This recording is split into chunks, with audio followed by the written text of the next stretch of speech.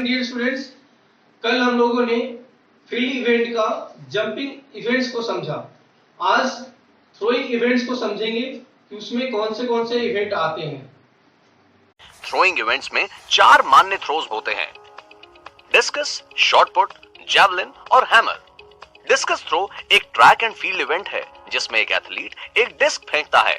अपने प्रतिद्वंदी की तुलना में ज्यादा दूरी तक डिस्कस फेंकने वाला खिलाड़ी विजयी होता है। रिक्वायरमेंट्स: डिस्कस थ्रो में डिस्क की आवश्यकता होती है। खेल के लिए एक फील्ड तैयार किया जाता है जिसमें थ्रोइंग सर्कल, एक केज और लैंडिंग सेक्टर शामिल हैं। केज ऐसा होना चाहिए जो कि लगभग 25 मीटर पर सेकंड की रफ्तार से आती हुई डिस्क को रोक सके। केज कम से कम एक तरफ से खुला होना चाहिए, इसीलिए इसे अक्सर यू आकार में बनाया जाता है और इसे 34.92 डिग्री तक खोलने की जरूरत होती है। सबसे कम पॉइंट पर नेटिंग पॉइंट की ऊंचाई 4 मीटर होनी चाहिए। रूल्स: डिस्कस को एथलीट द्वारा थ्रोइंग सर्कल के अंदर से ही फेंका जा सकता है। थ्रोइंग सर्कल का व्यास 2.5 मीटर होता है। डिस्क फेंकने के दौरान एथलीट्स को थ्रोइंग सर्कल लाइन के ऊपर चढ़ने या क्रॉस करने की अनुमति नहीं है, हालांकि वो सर्कल के अंदर की सतह को छू सकते हैं। ओलंपिक थ्रोइंग इवेंट में प्रत्येक खिलाड़ी को अपनी प्रतिभा दिखाने के लिए क्वालिफाइंग राउंड से गुजरना पड़ता है। उसके बाद वो उस इवेंट के फाइनल में पहुंचता है। वहां भी उसको विभिन्न प्रकार के क्रमों में 6 प्रयास करने होते हैं। सबसे दूर फेंकने वाला खिलाड़ी विजेता होता है। फाउल: यदि एथलीट जमीन पर डिस्क के गिरने से पहले सर्कल छोड़ देता है तो इसे एक फाउल थ्रो माना जाएगा। डिस्क अगर लैंडिंग एरिया या सेक्टर के बाहर जाकर गिरती है तो उस थ्रो को अमान्य माना जाता है। Hammer throw: hammer throw athletics में एक महत्वपूर्ण खेल है। इसमें एक मेटल बॉल एक वायर से बंधी होती है और ऊपर पकड़ने के लिए हैंडल होता है जिसे खिलाड़ी अपनी ताकत से गोल घुमाते हुए दूर तक फेंकता है। रिक्वायरमेंट्स: खेल में इस्तेमाल होने वाला हैमर 3 उपकरणों से मिलकर बना होता है, जो है मेटल बॉल जिसे हेड कहते हैं। बॉल एक स्टील की तार से बंधी होती है जिसकी लंबाई 121.5 सेंटीमीटर होती है। तार के दूसरी छोर पे पकड़ने के लिए ग्रिप या हैंडल होता है। पुरुष 7.26 किलोग्राम के हैमर का इस्तेमाल करते हैं जिसका डायमीटर 110 से 130 मिलीमीटर के बीच का, और महिलाएं 4 किलोग्राम हैमर का इस्तेमाल करती हैं जिसका डायमीटर 95 से 100 मिलीमीटर के बीच का होता है। रूल्स: हैमर थ्रो के रूल्स डिस्कस थ्रो से काफी मिलते हैं, पर कुछ खास चीजों पर अलग से ध्यान देने की जरूरत है, जैसे कि हैमर थ्रोइंग सर्कल जिसका डायमीटर 2.135 मीटर है, हैमर इसके अंदर से ही फेंका जाता है। खिलाड़ी हैमर फेंकते वक्त इस सर्कल के भीतरी सतह को छू सकता है, पर सर्कल लाइन के ऊपर नहीं चढ़ सकता और ना ही पार कर सकता है। ऐसा करने पर फाउल काउंट होता है। प्रतिभागियों की सुरक्षा को ध्यान में रखते हुए केस के अंदर से थ्रो की जाती है, जो केस आगे से 6 मीटर खुला हुआ होना चाहिए। हैमर थ्रो के अंदर खिलाड़ी थ्रो करते समय हैमर थ्रोइंग ग्लव्स का प्रयोग करता है। जैवलिन थ्रो एक फील्ड इवेंट है जिसमें एथलीट एक 4 मीटर चौड़ाई वाले रनवे पर दौड़ते हुए एक लंबे भाले को एक लिमिट किए हुए क्षेत्र में ज्यादा से ज्यादा दूर तक फेंकने की कोशिश करता है।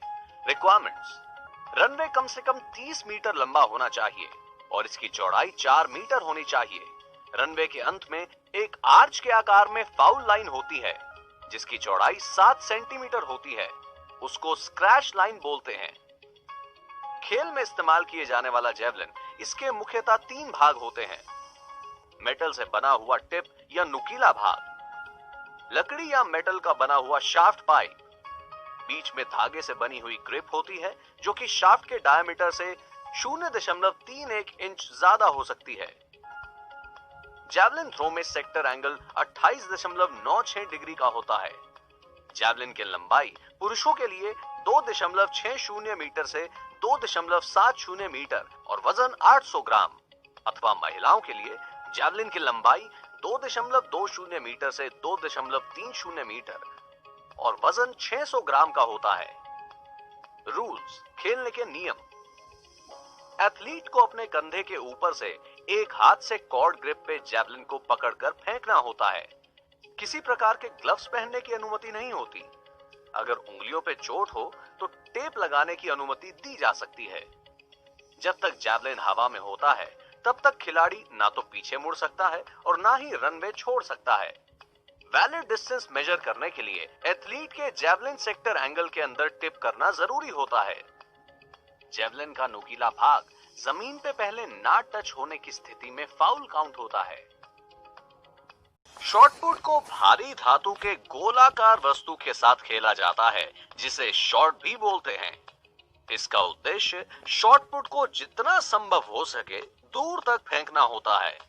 इसके लिए ज्यादा शारीरिक शक्ति और संतुलन की आवश्यकता होती है। रूल्स: एथलीट के नाम को बुलाए जाने के बाद शॉट को रिलीज करने के लिए उनके पास का समय होता है।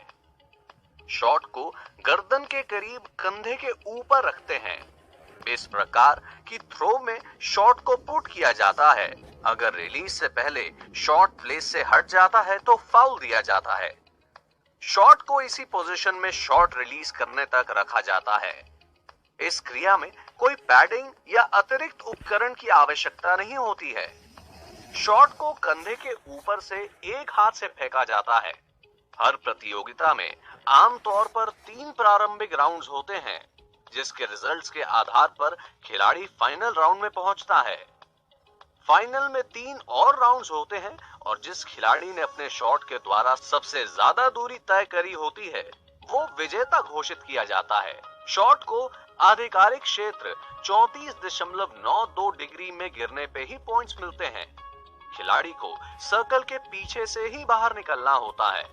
शॉट पुट में फाउल्स और पेनल्टीज: खेल में कभी कभी चूक हो जाती है, जिसकी वजह से फाउल काउंट होता है, जैसे कि अगर खिलाड़ी शॉट को कंधे से नीचे जाने देता है, अगर शॉट सेक्टर एंगल की सीमा के बाहर गिरता है या क्षेत्र रेखा को छूता है, खिलाड़ी शॉट के गिरने से पहले सर्कल छोड़ देता है या पीछे से सर्कल छोड़ने में विफल रहता है। तो ये था हमारा throwing events. So thank you.